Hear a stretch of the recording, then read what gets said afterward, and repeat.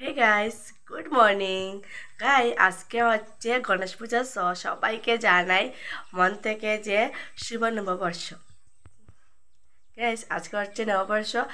আজকে ঘুম থেকে একটু তাড়াতাড়ি উঠলাম, কারণ আজকে হচ্ছে আমাদের দোকানের পুজো।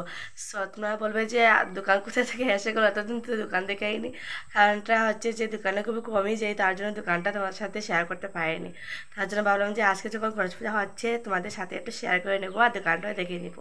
যেহেতু আজকে অনেকেই তাড়াতাড়ি উঠলাম, ঘুম থেকে উঠতে দেখলাম যে ভাই অত দোকানে ফুল এনে ঘরের মধ্যে রেখে দিয়েছে, বলছে যে দিদি ভাই চল দোকানে যাবি। আমি বাট বলেছিলাম যে এখন যাবো না, অল্প পরে যাবো, তুই দোকানে যা। তারপর ভাই বললো যে ঠিক আছে তুই ফুলটা নিয়ে আছিস, আমি যাচ্ছি দোকানে। চলে গাইস, তোমাদের সাথে আমি আমার দোকানটা শেয়ার করে নিই, যেহেতু হচ্ছে দোকানে পুজো হচ্ছে। পুজোটা তোমাদের সাথে পুরোটা ভিডিও শেয়ার করবো। প্রথমে মুখ ধুয়ে নিই, তারপরে মানে আমি দোকানে যাব।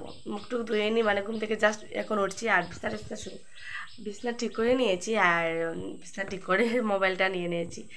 আর আচ্ছা ঠিক আছে গাইস, আমি ব্রাশ করে আসি, আর ব্রাশ করার পরেই আর ফুলটা নিয়ে আমি দোকানে যাব।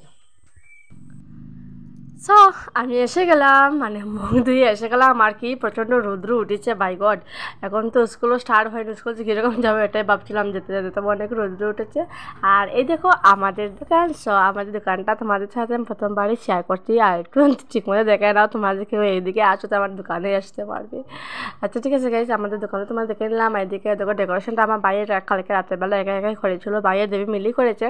তো এদিকে বাইরে এভরিথিং এনে এখানে রেখে দিয়েছে অলরেডি। মা বাসন কুসন এসে মানে আনলে না। এদিকে ডেকোরেশনটা বাড়ি খুব সুন্দর করে করেছে। এখন দেখলাম আমি যেহেতু এখন আসলাম। আর এদিকে দেখো কি কত ধরনের মিষ্টি বানানো হয়েছে গণেশের জন্য। আর গণেশের জন্য সবটি না, মানে গণেশের জন্য বানানো হয়েছে এটাই আর কি।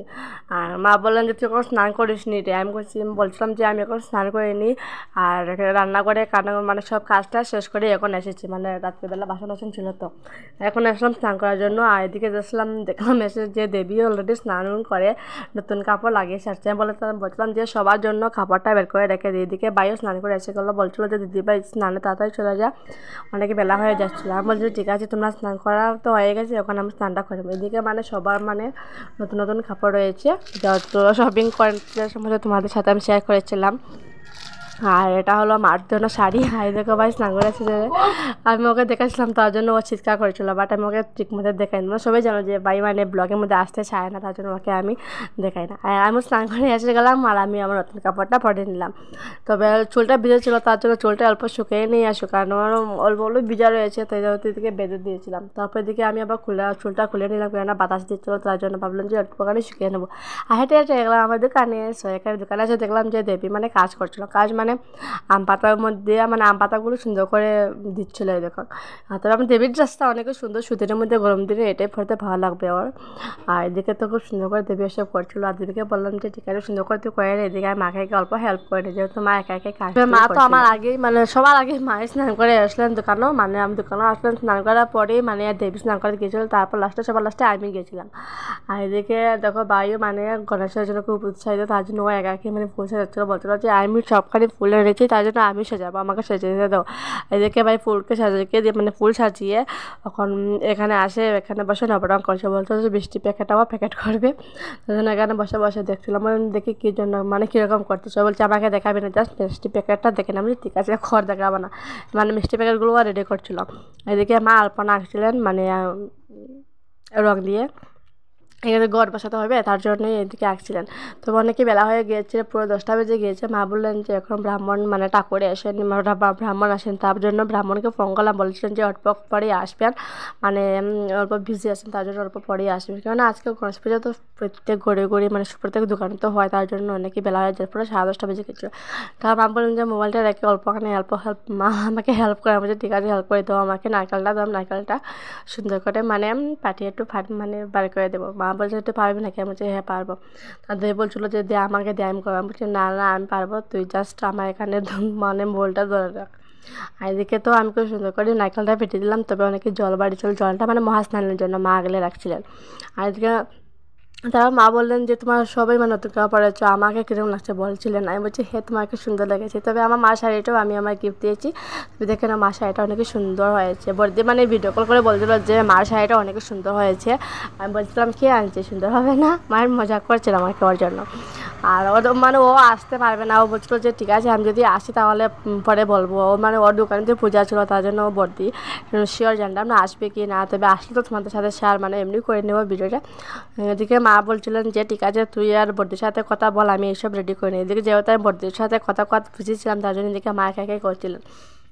তো ফ্রিজ থেকে এটা মানে বের করে দিয়েছিল দেবিয়া, বলছিল যে নাশপাতিটা সুন্দর করে, নাশপাতি না এটার নাম কি ভুলে যাই নাম, হ্যাঁ তরমুজটা একটু সুন্দর করে নেই। তারপর দিকে জল ছিল, তারপর আমি মাকে এক কলসি জল এনে দিলাম পেয়েছি দেখে। আর এদিকে এসে দেখলাম যে দেবী মানে মিষ্টি ঠিক করেছিল ঠাকুরের জন্য, আর 5 রকমের মিষ্টি ঠিক করেছিল। আমার বলছিলাম যে ঠিক আছে এটা মানে প্যাকেট করে এইদিকে রেখে দে। আর এদিকে সুন্দর করে প্যাকেট করেছিল। আর এদিকে বলতে বলতে না এদিকে মানে কাজটা শেষ করতে করতে আমাদের ঠাকুর এসে গেলেন, আমাদের ঠাকুর বলতে ব্রাহ্মণ এসে গেলেন আর কি, পুরোহিত মশাই। আর উনি এসে গেলেন, তবে উনি পূজা করছিলেন। আর মা বলছিলেন যে এখানে বসে বসে কী হবে মানে প্রদীপ থেকে চালাবে নাকি, তার জন্য আমি প্রদীপ চালানোর জন্য রেডি হয়ে গিয়েছিলাম।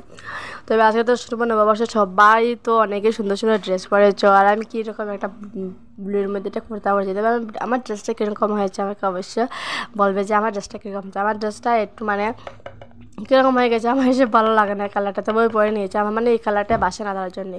আর এদিকে আমি মানে পঞ্চকর্মী সিটিয়ে দিয়েছিলাম, ভাবছিলাম যে ঘরের মধ্যে দিয়ে আসি, বাট মা বলছিলেন যে এখন ঘরে যাও দোকানে পরে দিলেই হবে, তুই এখানে এসে মানে পুজোটা দেখ সুন্দর করে। আমি বলছি ঠিক আছে আমি এখানে বসে আছি। আর এদিকে বসে পড়লাম।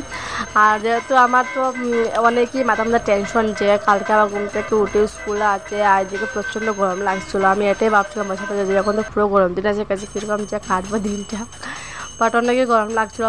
তারপর মা বলছিলেন যে মানে সরি মা না ব্রাহ্মণ বলছিলো যে তোরা এসে মানে অঞ্জলিটা নিয়ে না সবাই। আর আমি অঞ্জলি নেওয়ার জন্য উপস্থিত হয়ে গেলাম, যেহেতু আমি একা একাই বসে গেলাম। তারপর মা বললেন যে মানে নিচে কিছু দিয়ে বসতে, তার জন্য নিজে কিছু মানে একটি পাতা দিয়ে মানে একটু বসে গেলাম। আর তারপর মা বললেন যে মানে অঞ্জলি লোয়ার হয়ে গেছে নাকি টাইম। ও তারপর মাসে বলেন যে হ্যাঁ অঞ্জলি তো লোয়ার টাইম হয়ে গেছে, আগে একে নেবে, বাট আমরা ফ্যামিলি সবাই নেব আর বাইরের মানুষ কেউ নেবে। তার জন্য আমরা ফ্যামিলি মানে সবাই বসে গেলাম অঞ্জলি নেওয়ার জন্য। এদিকে দেবী দাঁড়িয়েছিল, মাকে বলছিলেন যে তুই কি দাঁড়িয়ে আসছে। এদিকে বাইরের মানে কাশি বাজছিল, শঙ্খ বাজাচ্ছিল। আর ভাই বলছিল যে দিদি ভাই তুই শঙ্খ বাজা, আমি তোকে ভিডিও করে। আমি বলছিলাম না আমি শঙ্খ বাজাতে তোর মতো পারবো না, তুই বাজিয়ে রেখে। কারণ আমার ভাই মানে খুব সুন্দর করেই শঙ্খটা বাজাতে পারে, তার জন্য এদিকে উপস্থিত হয়ে গেলাম অঞ্জলি নেওয়ার জন্য। তবে অঞ্জলিটা অঞ্জলিটা লওয়া তো হয়ে যাবে, তবে অনেকই বেলা হয়ে যে গিয়েছিলো, পুরো 11:30 বেজে গিয়েছে অঞ্জলি দিতে। আর এদিকে ভাই গালে কি দেখালাম একটি মানে নদী একটু ছিঁড়ে গিয়েছে, তারপরে ও আমাকে গালি দিয়েছে কী করলে। আমি বলছি কিচ্ছু হয়নি। আর এদিকে তো আমি অঞ্জলি নেওয়ার জন্য রেডি হয়ে গেলাম। তারপর মা বললেন যে ঠিক আছে অঞ্জলিটা শেষ হওয়ার পরে করে গিয়ে আবার রান্নাবান্না করতে হবে। তাই বলছি ঠিক আছে রান্নাবান্নাটা পরে হয়ে যাবে, প্রথমে অঞ্জলিটা নিয়েছি। মানে এমনি মা বলছিলেন যে কী রান্না করিও না, কারণ আজকে তো বৈশাখ মাসে ফার্স্ট, তো তার জন্য আমারও তো প্রত্যেক মাসে মানে নিরামিষ খাই। পরের দিন মানে আমার আমিষটা ভাঙ্গা হয়ে যায়, মানে মুরগি মাংস এইসব খাওয়া হয় আর কি, মাছ খাওয়া হয়। বাট আজকে তো খাওয়া হবে না, আজকে যেহেতু আমাদের নিরামিষ থাকবে। আমরা তো পুজো মানে গণেশ পুজো, তার জন্য আমরা পয়লা বৈশাখের দিন খাই না। সো এরপরের দিন মানে এরপরে যেদিন পরে ওই বাড়িটায় আমরা মানে মাছ মাংস খেয়ে নিই। তারপর মা বলছেন যে আজকে তো ভেজাল হবে না, সিম্পলভাবে রান্না করতে হবে। আমি বলছি ঠিক আছে। এদিকে তো পুজো করা হয়ে গেছিলো। আর এদিকে দেবীকে বলছিলাম মানে সিঁদুর দিয়ে বলছিলাম যে সিঁদুরটা মানে দোকানের মধ্যে দিয়ে আয়, মানে সামনে দর্জন দিতে হয়। এদিকে আমাদের গণেশ, তো আমার গণেশটা কীরকম হয়েছে, আমাদের গণেশ মানে এটা খুব সুন্দর। আমাদের গণেশ আর ঘরে লক্ষ্মীনারায়ণ সেম, মানে এটা আমার মার বিয়ের পরই মানে ওই করিয়েছিলেন। খাসা না পিতল দিয়ে সেও জানতে পারলাম না, আমি জানি না। আর এদিকে আমাদের তো ঘরে অবশ্যই দেখেছো যে আমাদের ঘরে মানে আসলো মানে লক্ষ্মীনারায়ণ, আর এদিকে ছিলেন গণেশ। দেবীকে এদিকে বলছিল যে তাও মানে সিন্দুর শেষ হয়ে গেছে। তারপরেও দেবীকে বললাম যে না একটি মিলে আছে ওটি নিয়ে আনে। তারপর এদিকে অনেকগুলো মানুষ আসছিলাম, তাদের মানে প্রসাদ দেওয়ার জন্য আমি প্লেটটা বেড়েছিলাম। বাট ও বললো যে ভাই বললো যে আমাকে দিয়ে দাও, তার জন্য ভাই মানে ও তার জন্য ও নিয়ে নিয়েছে। আর এদিকে মানুষ খাচ্ছিলেন, আর আমিও মা বললেন যে তুইও খেয়ে তুই তো সারাদিন থেকে বসে বসে, সবাই তো উপাস ছিল, সবাই একসাথে খেয়ে নেয়, তাদের সবাই বসে গেলাম একসাথে। আর খাওয়া দাওয়া তো হচ্ছে। আর তারপর আমি চুলটা করে, কারণ অনেকে গরম লাগছিলো, ভাবলাম যে চুলটা বেঁধে তারপরেই খাবো, অনেকে গরম লাগছিলো তার জন্য চুলটা বেঁধে নিয়ে তারপর খেয়ে নেবো। আচ্ছা গাইস, আজকে ভিডিওতে কতটুকু রয়ে গেলো, সবাই মানে কীরকম তোমাদের পয়লা বৈশাখটা কেটেছে আমাকে অবশ্যই কমেন্ট করে জেনে নেবে।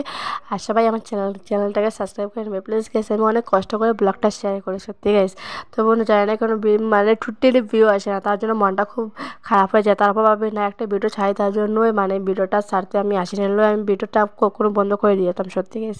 তোমাদের জন্য জাস্ট আমি ভিডিওটা করতে আসলাম। আচ্ছা গাইস, আজকে ভিডিও কতটুকু রয়ে গেলো, টাটা। তোমার সবাই সুখে থাকো, ভালো থাকো, এবং অবশ্যই আমাকে কমেন্ট করে জানাবে যে পয়লা বৈশাখটা কীরকম করেছে। টাটা গাইস, আমি ওকে খাওয়া দাওয়া করে নিই, টাটা।